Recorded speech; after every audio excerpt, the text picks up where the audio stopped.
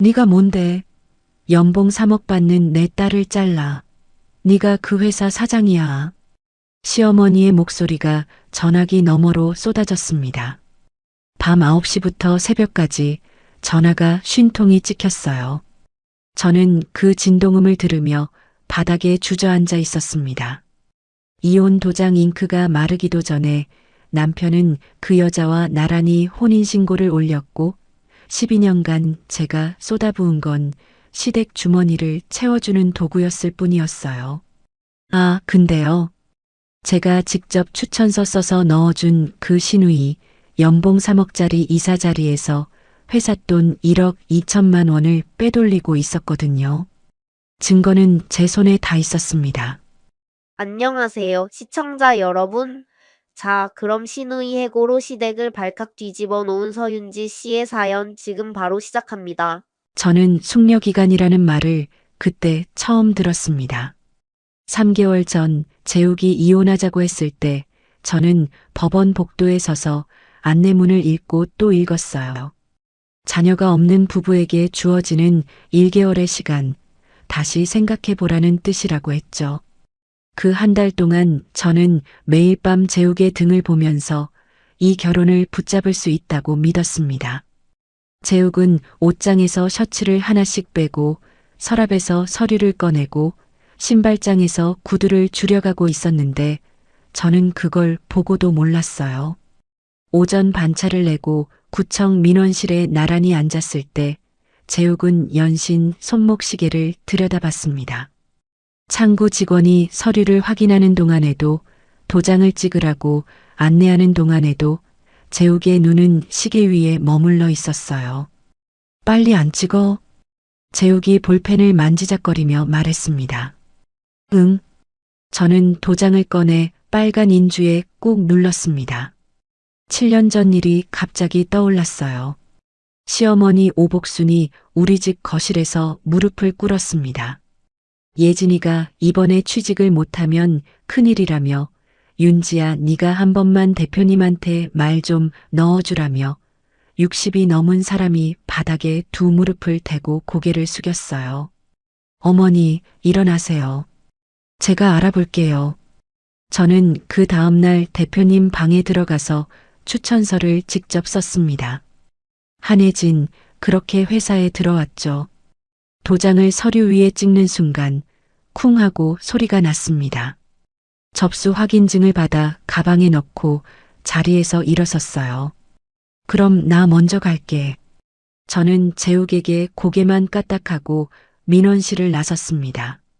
복도를 절반쯤 걸었을 때 재욱의 발소리가 뒤에서 들리지 않았어요. 뒤를 돌아봤습니다. 재욱이 다시 창고 쪽으로 걸어가고 있었습니다.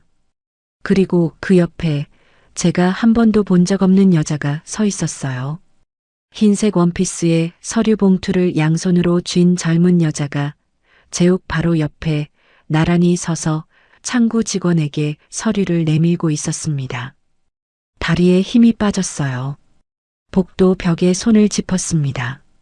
제 도장 잉크가 마르기도 전에 저 두 사람이 내미는 저 서류가 뭔지 저는 알았습니다. 혼인신고서. 재욱이 시계를 보던 이유를 그제야 알았어요. 저 여자가 이미 로비에서 서류를 들고 기다리고 있었던 겁니다. 이 이혼은 즉흥이 아니었어요. 오래전부터 짜놓은 각본이었습니다.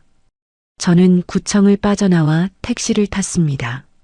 차창 밖으로 지나가는 거리를 보면서 12년 동안 쌓여왔던 것들이 하나의 선으로 연결됐어요. 늦은 귀가, 시댁과의 잦은 밀담, 달라진 채취. 3년 전 시어머니 디스크 수술 때가 떠올랐습니다. 한 달 동안 병실 간이 침대에서 잠을 자며 간호했어요. 재욱은 그 한 달 동안 단 한 번도 병원에 오지 않았습니다. 회사에 도착해 인사팀장 자리에 앉았지만 모니터 글자가 눈에 들어오지 않았어요. 점심을 거르고 혼자 회의실에 들어가 조명을 껐습니다. 어둠 속에서 떠오르는 것들이 있었어요. 새벽 4시에 일어나 전을 부치던 명절, 수고했다. 한마디 없이 방에 들어가 버리던 시어머니, 그 옆에서 웃으며 음식만 먹던 예진. 퇴근 무렵 회의실 문이 열렸습니다. 팀장님, 괜찮으세요? 하은이 종이컵 커피를 내밀며 고개를 기울였어요. 응, 아무것도 아니야. 저는 웃어 보였지만 하은의 눈빛을 읽었습니다. 이미 사내에 뭔가 돌고 있다는 낌새였어요. 집에 돌아오니 재욱의 흔적이 깨끗하게 사라져 있었습니다. 옷장 행거가 텅 비었고 서랍 속 면도기가 놓여있던 자리에 먼지 자국만 남았어요. 이것도 오늘 하루에 된 일이 아니었습니다. 숙려기간 한 달 동안 조금씩 빼돌린 거였죠. 냉장고를 열었을 때 시어머니가 매주 보내던 반찬통이 이번 주에는 오지 않았다는 걸 알았습니다. 시댁이 이혼 날짜까지 정확히 알고 있었어요. 저만 이 각본에서 빠져 있었습니다. 12년 동안 제가 이 가족에게 쏟은 것들이 하나하나 떠올랐어요. 예진 취직, 시어머니 간호, 시아버지 장례 때 상주 역할, 재욱 사업자금 3천만 원을 제 적금 깨서 빌려준 것. 저는 노트북을 열었습니다. 사내 인사관리 시스템에 접속해서 검색창에 두 글자를 입력했어요. 한혜진. 마케팅 본부 이사의 인사 파일이 화면에 떴습니다. 제가 직접 추천서를 써서 이 회사에 들어오고 7년 만에 이사까지 올라간 사람. 제 덕에 연봉 3억을 받게 된 사람. 저는 그 기록을 천천히 읽기 시작했습니다. 다음 날 아침 저는 출근하자마자 기록 보관 시스템을 열었습니다. 한혜진의 최근 3년치 근태 기록을 출력하고 법인카드 사용 내역을 뽑고 성과평가서를 순서대로 책상 위에 쌓았어요. 올케라는 이유로 눈 감아줬던 것들이 있었습니다. 지각 누적 47회, 팀 회식비 과다 청구, 성과보고서에 적힌 수상한 숫자들. 저는 형광펜 뚜껑을 열고 한 줄 한 줄 밑줄을 그었어요. 법인카드 내역 중 마케팅 행사비로 처리된 항목들을 대조해 봤습니다. 실제로 행사가 열리지 않은 날짜에 고급 레스토랑 결제가 반복됐고 백화점 명품관 결제도 섞여 있었어요. 허위 품위서에는 예진의 직속 부하인 김태호 대리의 서명이 기계적으로 찍혀 있었습니다. 하은아. 점심 전에 하은을 자리로 불렀습니다. 네, 팀장님. 하은이 메모장을 들고 다가왔어요. 마케팅팀 김태호 대리 있잖아. 요즘 팀 분위기가 어떤지 좀 알아봐 줄 수 있어? 동기 모임이 이번 주에 있긴 한데 거기서 자연스럽게 물어볼까요? 응. 너무 티나지 않게. 하은이 고개를 끄덕이고 돌아갔습니다. 점심시간이 지나고 하은이 제 자리 옆에 와서 목소리를 낮췄어요. 팀장님, 태호가 퇴사 고민 중이래요. 예진 이사 때문이라고. 뭐라고 했어? 직접적으로는 안 했는데 더 이상 못 버티겠다는 말을 했대요. 동기들 사이에서는 다 아는 얘기라고. 저는 오후에 태호를 면담실로 불렀습니다. 태호가 문을 열고 들어왔을 때 어깨가 잔뜩 굳어 있었어요. 김태호 대리 앉아요. 인사팀장으로서 정식 고충 상담 진행하려고 합니다. 네. 태호가 의자 끝에 걸터 앉았습니다. 손가락으로 무릎을 두드리며 시선을 피했어요. 단도직입적으로 물을게요. 저는 서류 봉투에서 법인카드 허위 품위서 사본을 꺼내 테이블 위에 펼쳤습니다. 태호의 얼굴에서 핏기가 빠졌어요. 이 서명, 태호 씨가 직접 한 거 맞죠? 팀장님, 저는. 태호가 입술을 깨물었습니다. 두 손을 무릎 위에서 꽉 쥐었어요. 괜찮아요. 녹취 동의만 해주면 이 자리에서 한 이야기는 태호 씨를 보호하는데 쓸 겁니다. 태호가 고개를 들었습니다. 눈가가 빨갛게 물들어 있었어요. 동의합니다. 녹취해주세요. 태호는 천천히 입을 열었습니다. 예진 이사님이 직접 서명하라고 했습니다. 거부하면 다음 인사평가에서 어떻게 될지 모를 거라고. 한 번이 아니에요. 매달 그랬습니다. 저는 태호의 진술을 녹음하면서 메모를 정리했어요.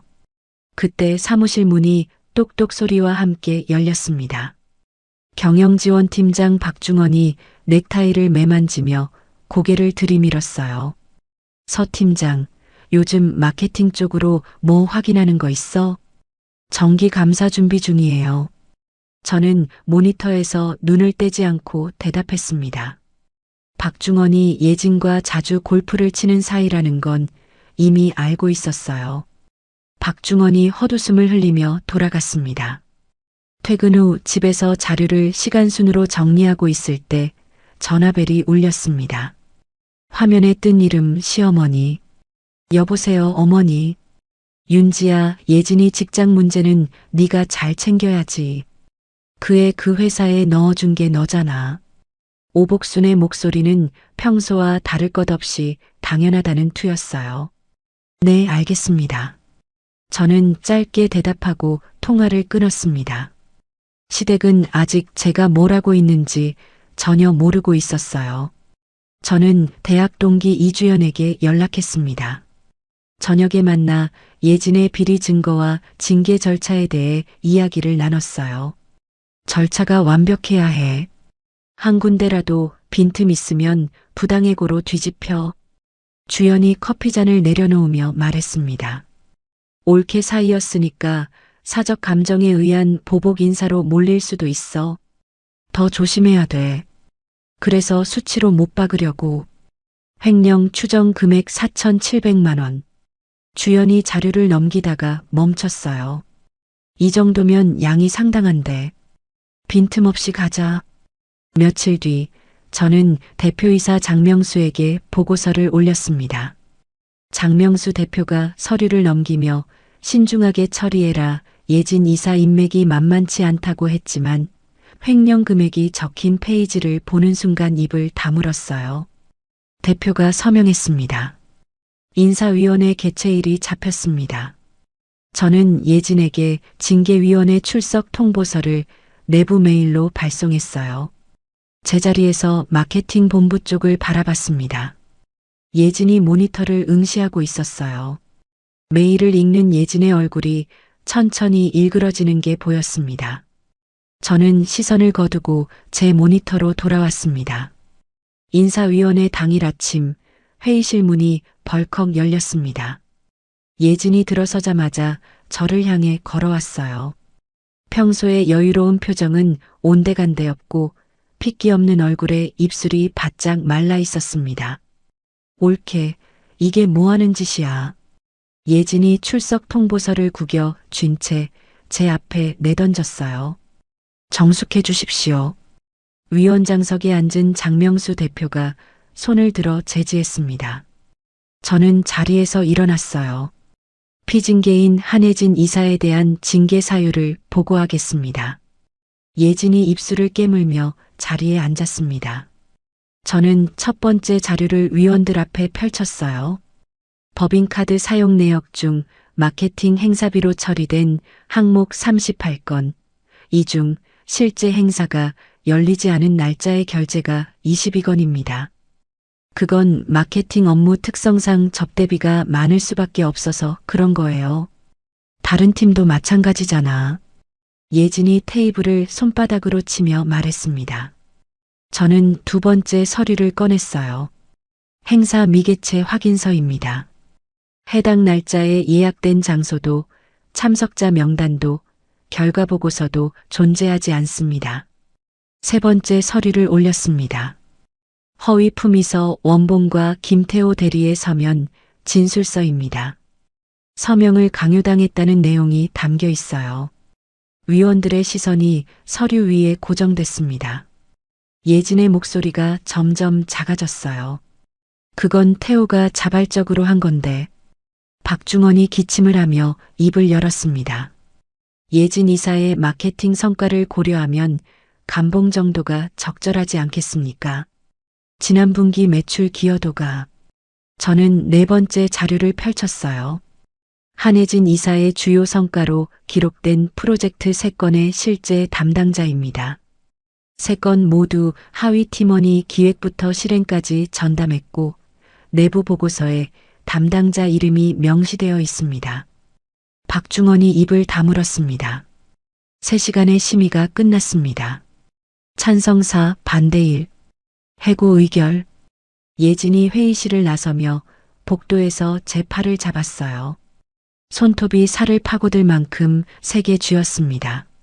엄마한테 다 말할 거야. 두고 봐. 예진이 이를 악물고 내뱉었어요.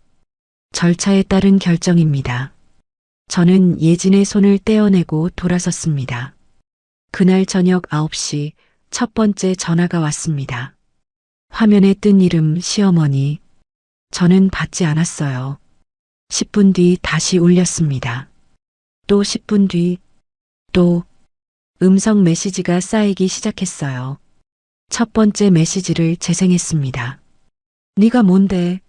연봉 3억 받는 내 딸을 잘라. 네가 그 회사 사장이야. 당장 전화 받아. 오복순의 목소리가 스피커를 찢을 듯 울렸습니다. 저는 전화를 받지 않고 진동이 울릴 때마다 횟수를 세었어요. 자정이 넘었습니다. 화면에 부재중 전화 쉰통이 찍혔어요. 저는 그 화면을 캡처해 저장했습니다. 음성 메시지를 하나 더 재생했어요. 회사에 찾아가서 사장 면전에서 다 까발릴 거야. 너 같은 년이 우리 집안을 망친 거라고 다 말할 거야. 저는 이 녹음들을 별도 폴더에 백업했습니다. 언젠가 쓸 일이 있을 거라는 걸 알았어요. 다음 날 아침 재욱에게서 문자가 왔습니다. 예진이 일은 좀 다시 생각해 볼 수 없어? 어머니가 많이 충격받으셨어. 결혼 후 처음 보는 정중한 말투였어요. 저는 읽기만 하고 답장하지 않았습니다. 구청에서 재욱이 그 여자와 나란히 창구에 서류를 내밀던 장면이 눈앞에 떠올랐어요. 회사에 출근하자 하은이 급하게 다가왔습니다. 팀장님, 박중원 팀장이 대표님한테 보고를 올렸대요. 서윤지 팀장이 사적 감정으로 해고를 밀어붙인 거라고. 저는 곧장 대표실로 면담을 요청했습니다. 장명수 대표 앞에 징계위원회 의결서, 횡령 증빙, 성과 조작 자료를 다시 펼쳤어요. 대표님, 사적 감정이 아닙니다. 수치와 증거로 진행한 절차입니다. 장명수 대표가 자료를 한 장 한 장 넘기며 고개를 끄덕였어요. 인사위원회 결정을 번복할 근거가 없네. 해고 최종 승인하겠소. 그 오후 저는 인사팀 사무실에서 예진의 사원증을 회수 처리했습니다. 사원증 사진 속 예진이 웃고 있었어요. 저는 서랍을 닫고 주연에게 메시지를 보냈습니다. 2단계 준비 시작하자. 예진 해고 일주일 뒤 시댁은 노동위원회에 부당해고 구제 신청서를 접수했습니다.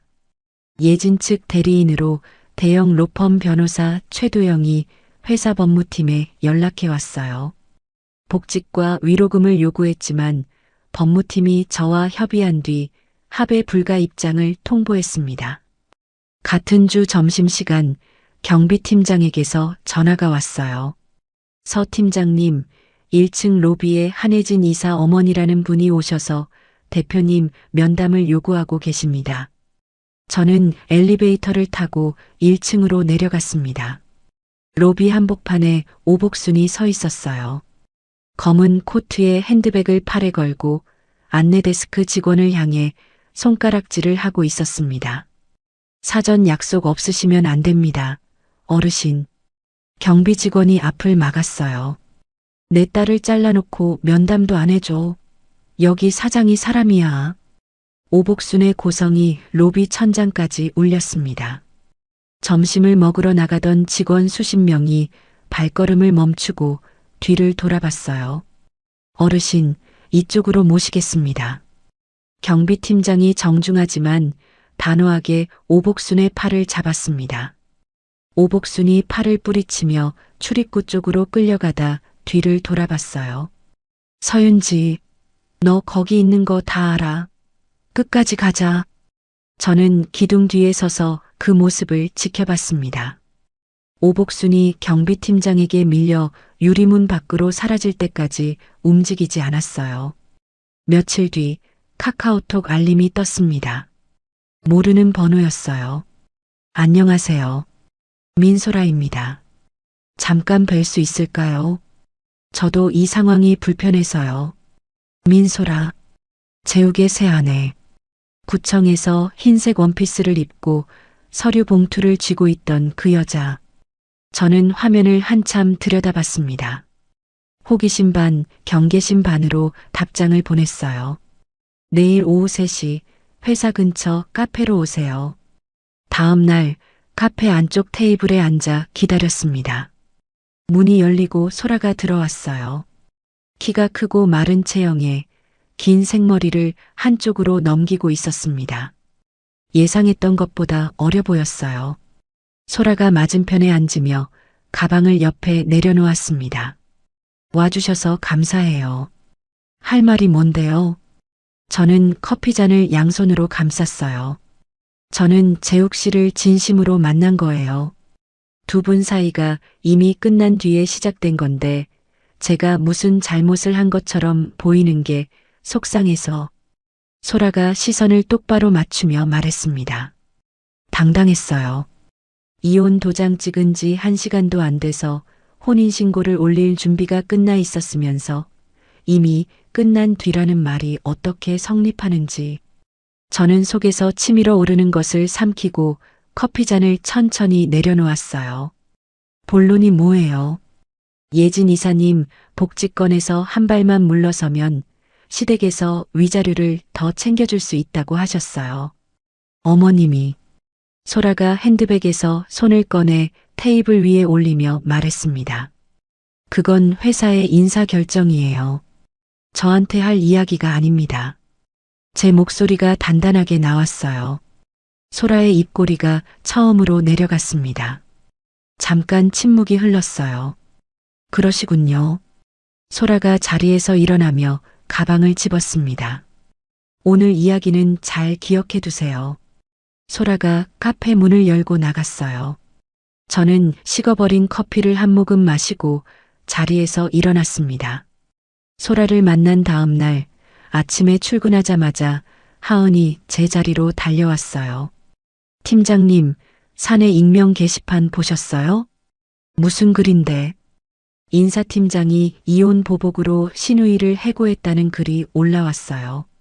댓글에 팀장님 이름이랑 예진 이사 관계가 거의 다 특정됐어요. 저는 모니터를 켜고 사내 게시판을 열었습니다. 글 하나에 댓글이 벌써 40개 넘게 달려 있었어요. 홍보팀에서 긴급 대응에 나섰다는 공지가 올라와 있었습니다. 그 주 임원회의에서 박중원이 손을 들었어요. 인사팀의 독단적 운영을 견제하기 위해 별도 감사위원회를 구성하자는 안건을 올립니다. 일부 임원이 고개를 끄덕였습니다. 회사 이미지의 타격이 너무 크지 않습니까? 인사팀장건도 한번 검토해봐야.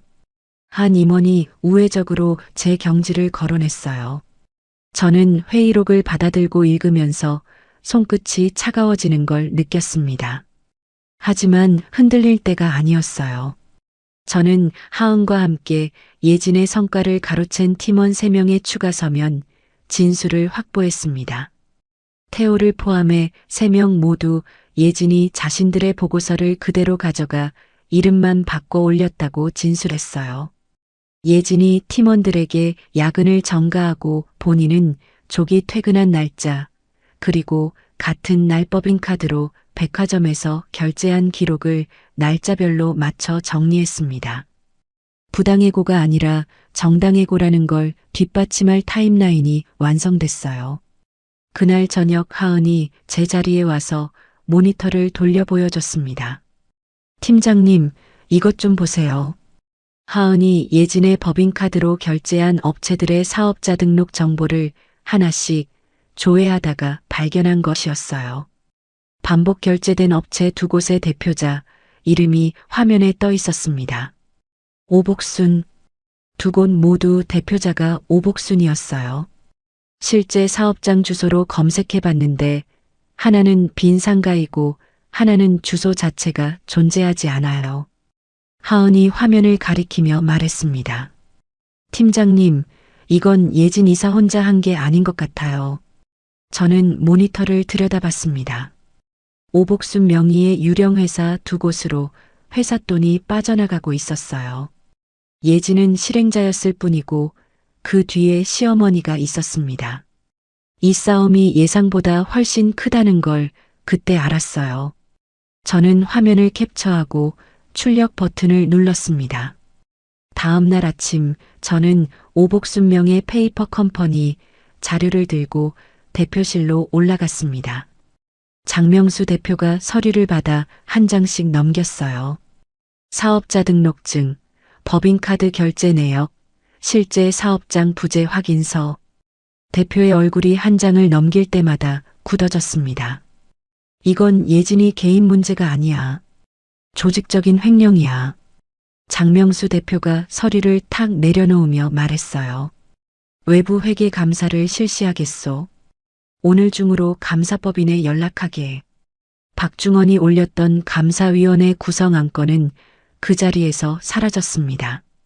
외부 감사법인 소속 회계사 윤정호가 투입됐어요. 윤정호는 일주일 동안 오복순 명의 업체 두 곳으로의 자금 흐름을 추적했습니다.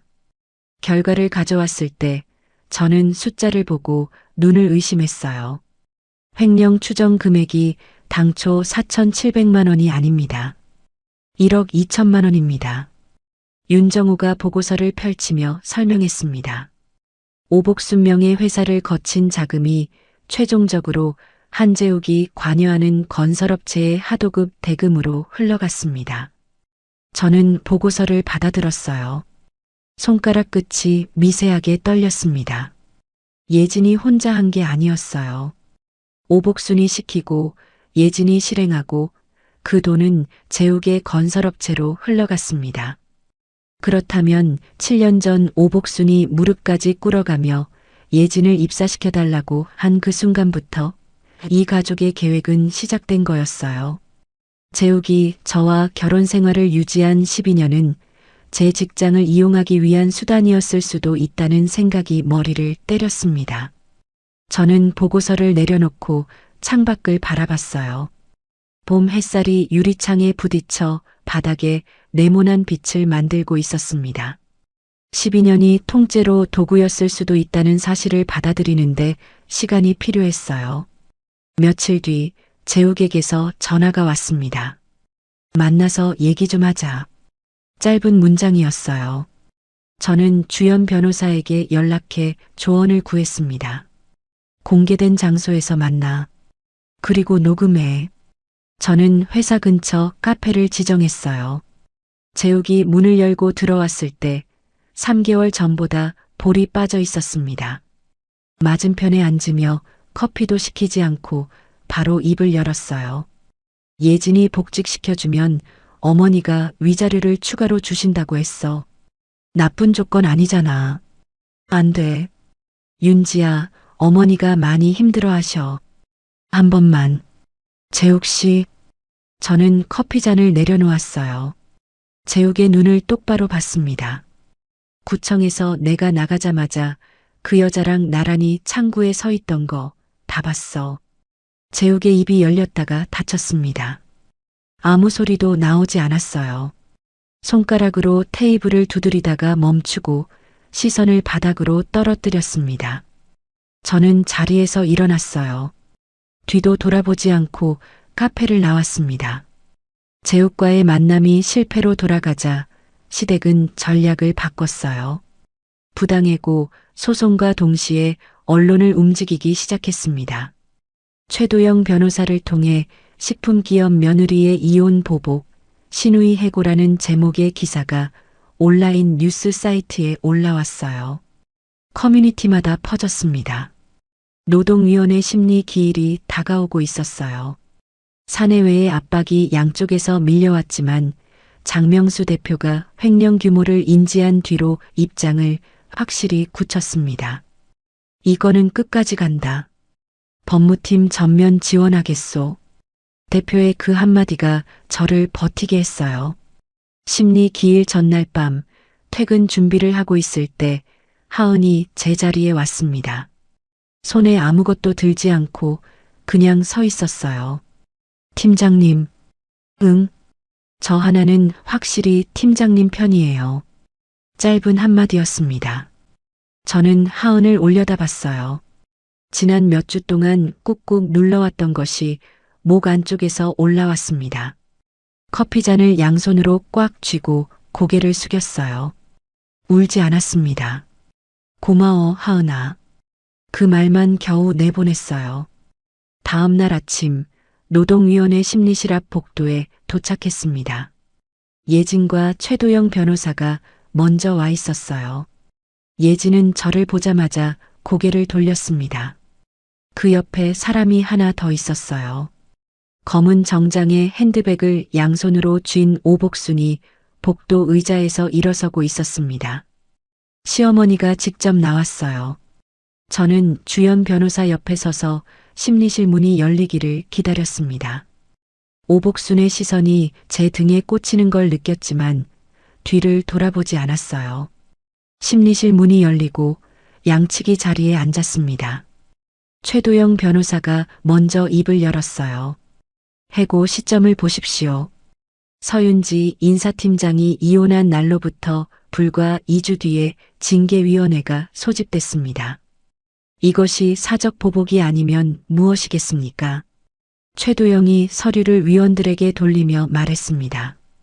방청석에 앉은 오복순이 손수건으로 눈가를 누르며 입을 열었어요. 며느리였던 사람이 우리 딸한테 이럴 수가 있습니까? 12년을 가족으로 지낸 사이인데.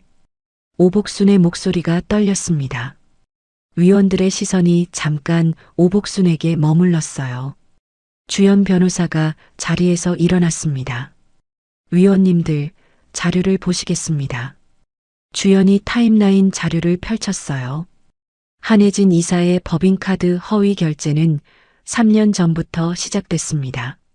징계 사유가 된 증거 수집은 정기 감사 과정에서 이루어진 것이며 징계위원회 소집부터 의결까지 사내 규정에 따라 진행됐습니다.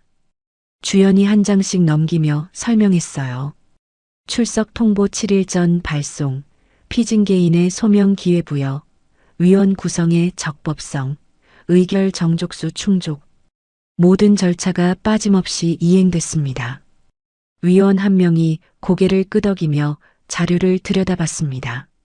최도영 변호사의 표정이 미세하게 굳었어요. 주연이 두 번째 서류 묶음을 꺼냈습니다. 마지막으로 외부 회계감사 중간 보고서를 증거로 제출합니다. 심리실이 조용해졌어요. 횡령 금액은 총 1억 2천만 원입니다. 이 자금은 피징계인의 가족 명의로 등록된 실체 없는 회사 두 곳을 통해 외부로 빠져나갔습니다. 주연이 보고서의 자금 흐름도를 가리키며 말했어요. 위원들의 표정이 바뀌었습니다. 최도영 변호사가 입을 다물고 예진에게 몸을 기울여 무언가를 속삭였어요.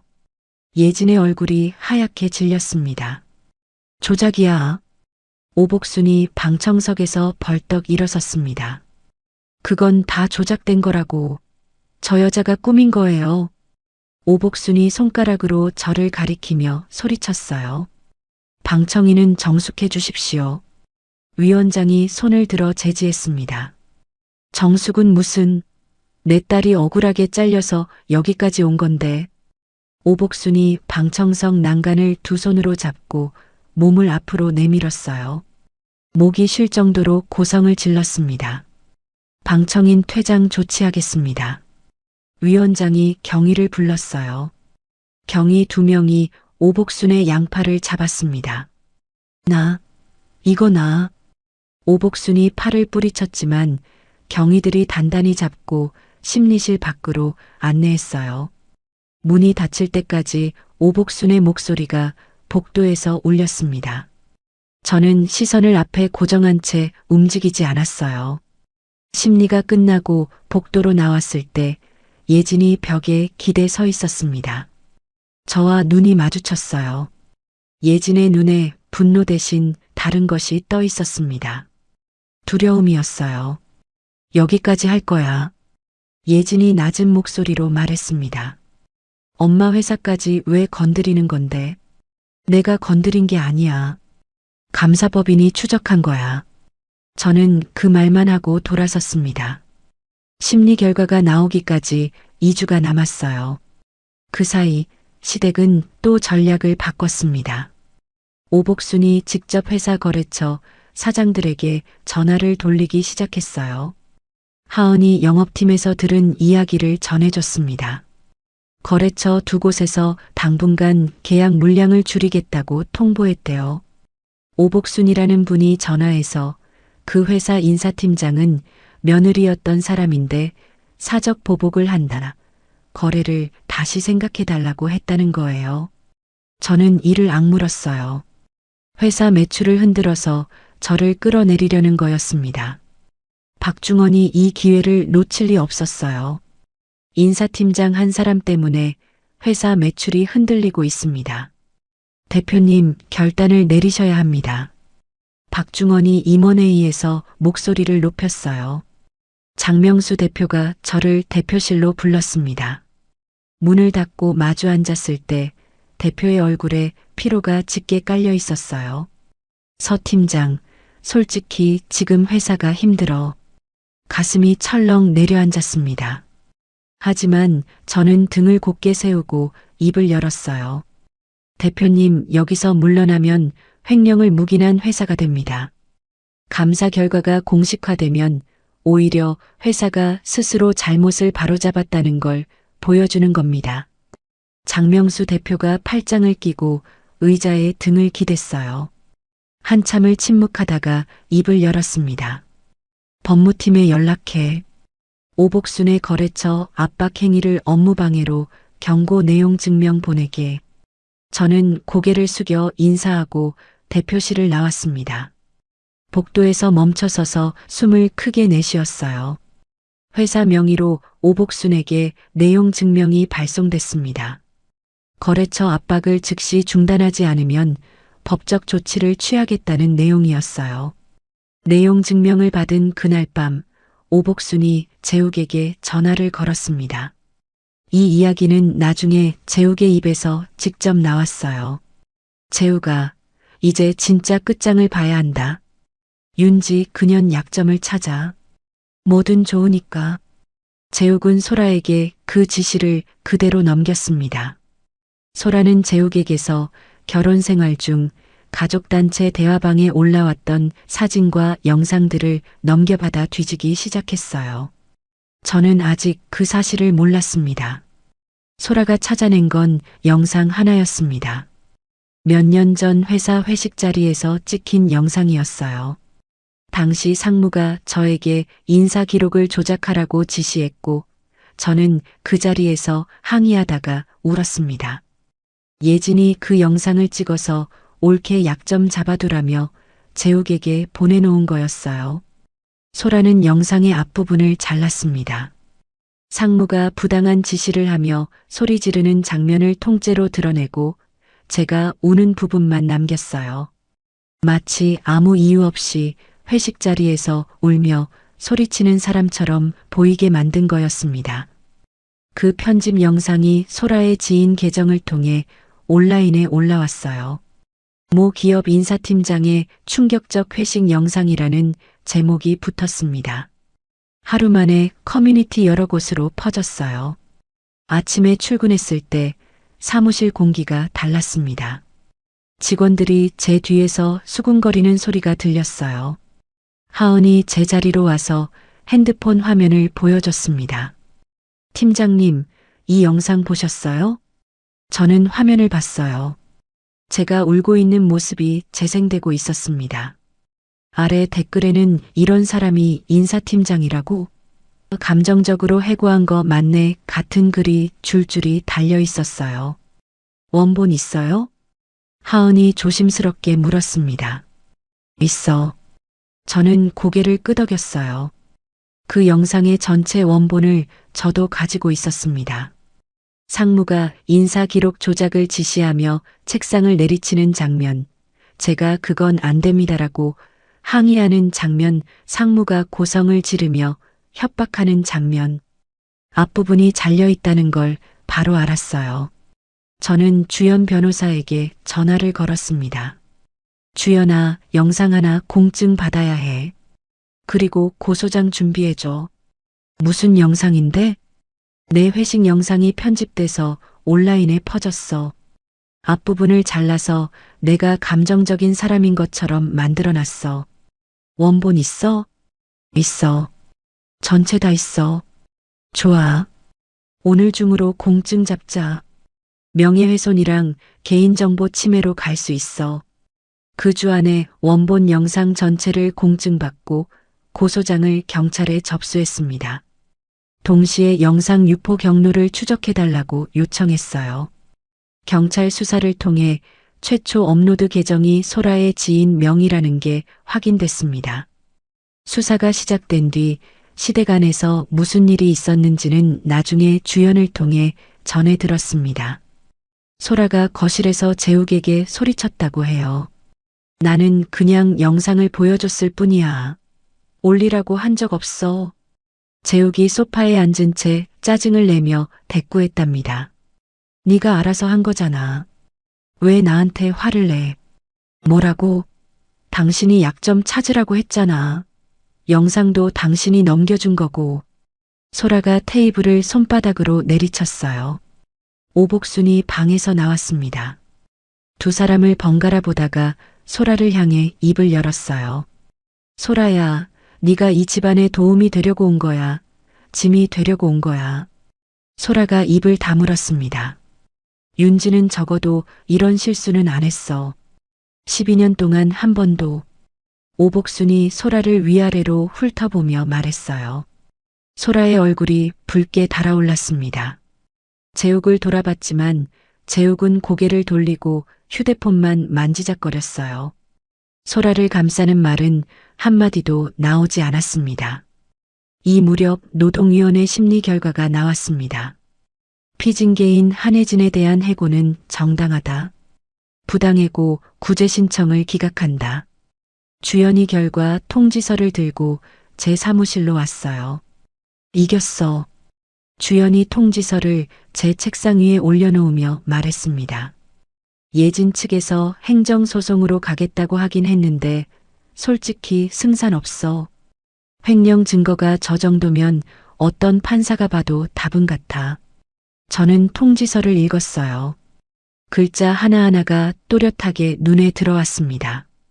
근데 최도영 변호사 쪽에서 합의 제안이 왔어. 주연이 의자에 앉으며 말했어요.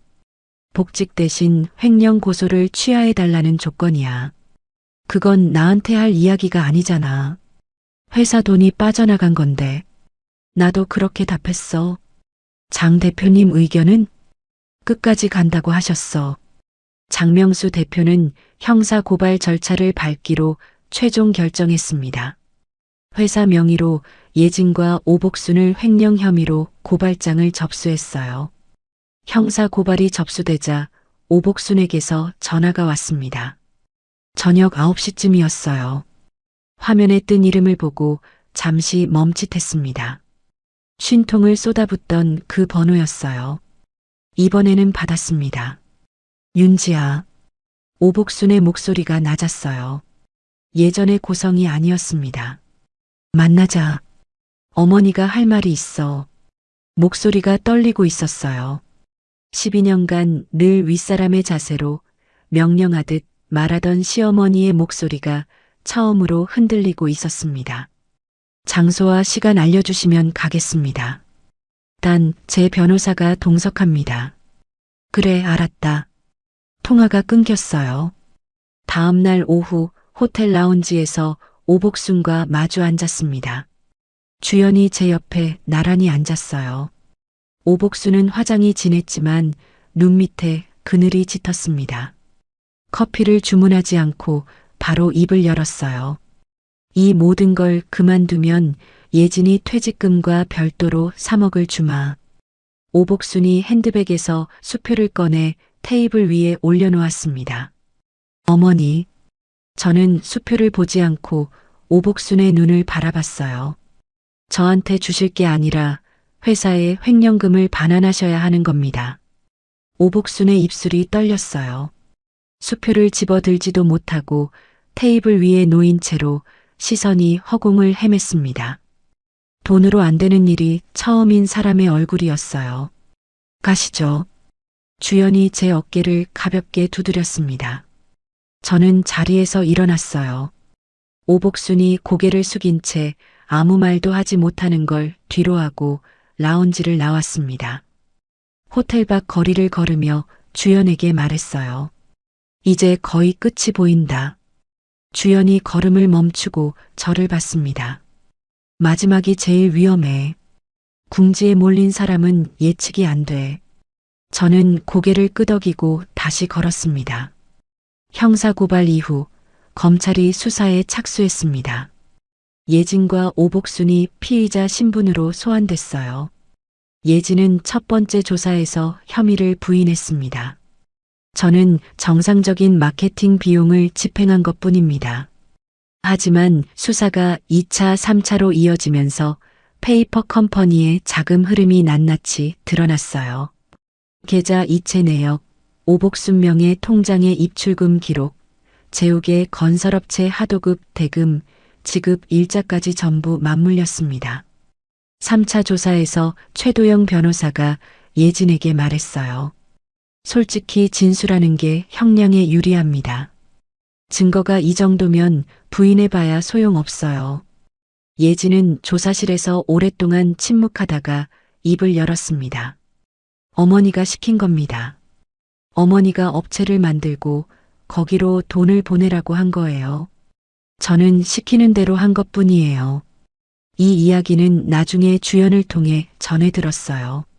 딸이 어머니를 지목했다는 소식에 오복순은 조사실 의자에서 주저앉았다고 합니다.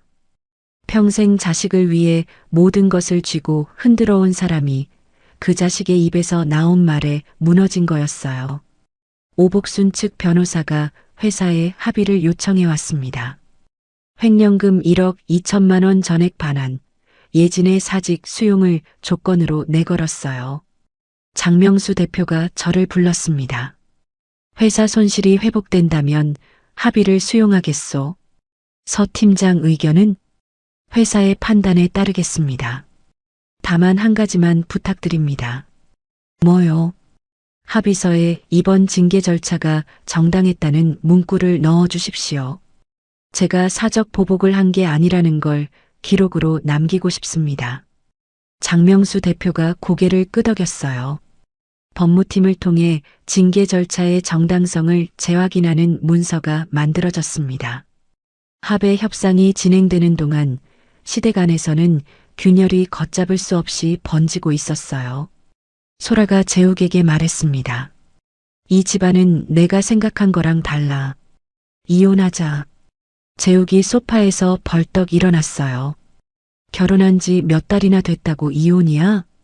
몇 달 사이에 시어머니는 경찰에 불려가고 나는 명예훼손 피의자가 됐어. 이게 정상적인 집안이야? 소라가 가방을 싸며 말했습니다. 재욱이 소라의 팔을 잡았어요.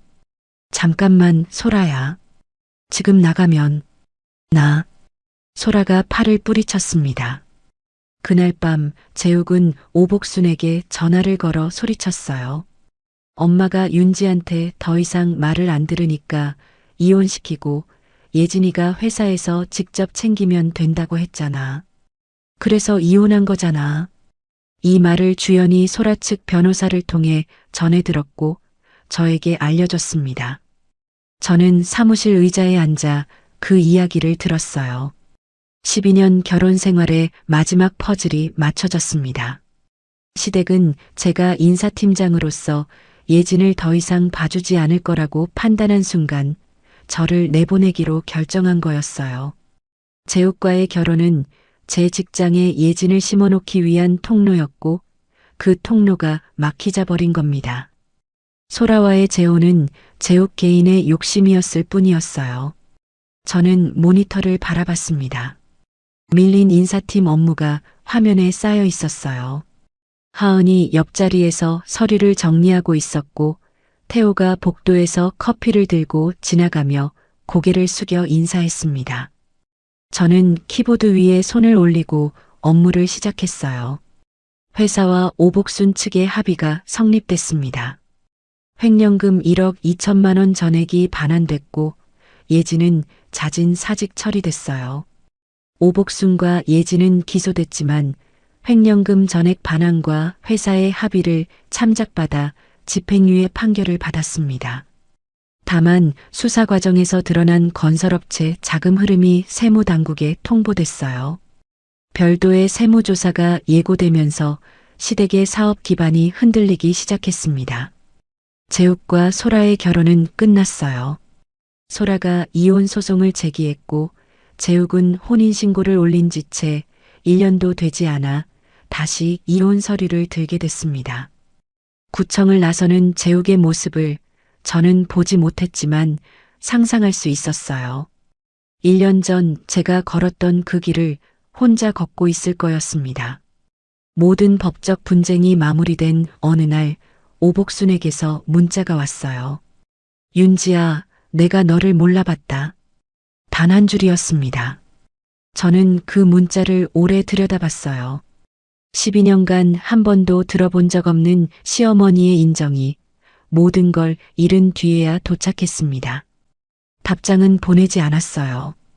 화면을 끄고 핸드폰을 책상 위에 엎어놓았습니다. 회사에서는 박중원이 예진 건 무마 시도가 밝혀져 경고 조치를 받았어요. 장명수 대표가 전체 조회에서 발표했습니다. 이번 건을 통해 회사의 내부 관리를 강화하겠습니다. 그리고 한 가지 인사 발령을 공지합니다.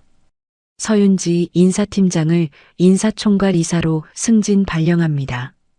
직원들의 박수 소리가 울렸어요. 하은이 제 옆에서 두 손을 높이 들고 박수를 쳤습니다.